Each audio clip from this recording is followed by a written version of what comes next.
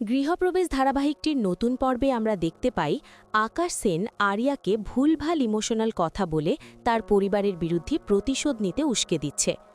আরিয়াও আকাশ সেনের কথায় কনভিন্সড হয়ে যায় এবং বলে, আমি কখনো তোমায় ছেড়ে যাব না, এবং বলে, আমি প্রতিশোধ নেব এবং সবার আগে আমার টার্গেট হবে সবার আগে মিসেস রায়, কারণ ওনার জন্য আমার জীবনটা নষ্ট হয়ে গেছে আর এর ফল ওনাকে ভোগতেই হবে।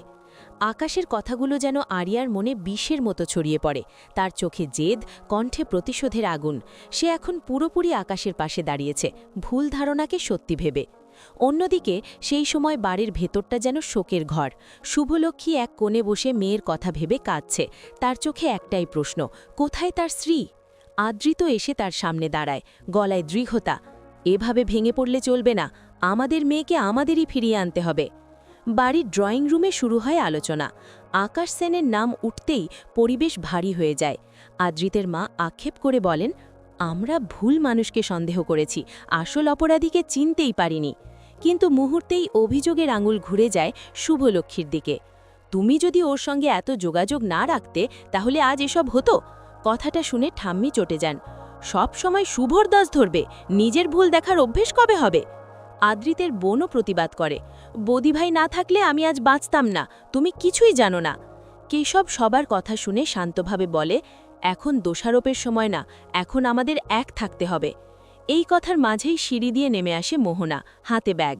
সে বাড়ি ছাড়ার সিদ্ধান্ত নিয়েছে, মনে করছে সব কিছুর জন্য সে দায়ী।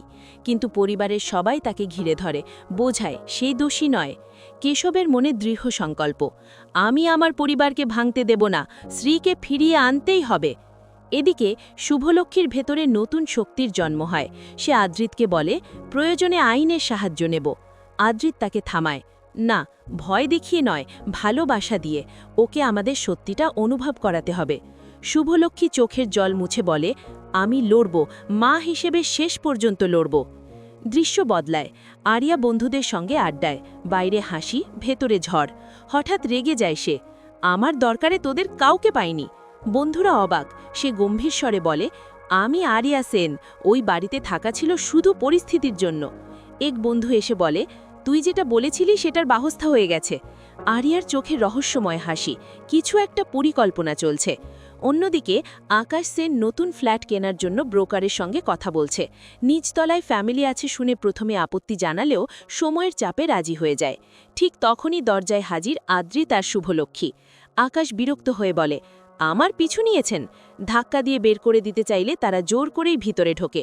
শুভ দৃঢ় কণ্ঠে বলে, আমরা আমাদের মেয়েকে ফিরিয়ে নিতে এসেছি। এখানেই এই পর্বটি শেষ হয়ে যায়। আগামী পর্বে দেখা যাবে আরিয়া সৌম্যকে বলছে, আমি তোমাকে আমার ফ্রেন্ড হিসেবে সিলেক্ট করে নিয়েছি আর তোমাকেও মানতে হবে। এরপর সৌম্যকে নিয়ে চলে যেতে চাইলে পেছন থেকে সাজ এসে সৌম্যকে ডেকে ওঠে। ওদিকে শুভলক্ষ্মী আকাশ সেনকে বলছে, 1 মাসের মধ্যে আমি প্রমাণ করে দেব আরিয়া আমাদের মেয়ে, ওর শরীরে আমাদের রক্ত বইছে।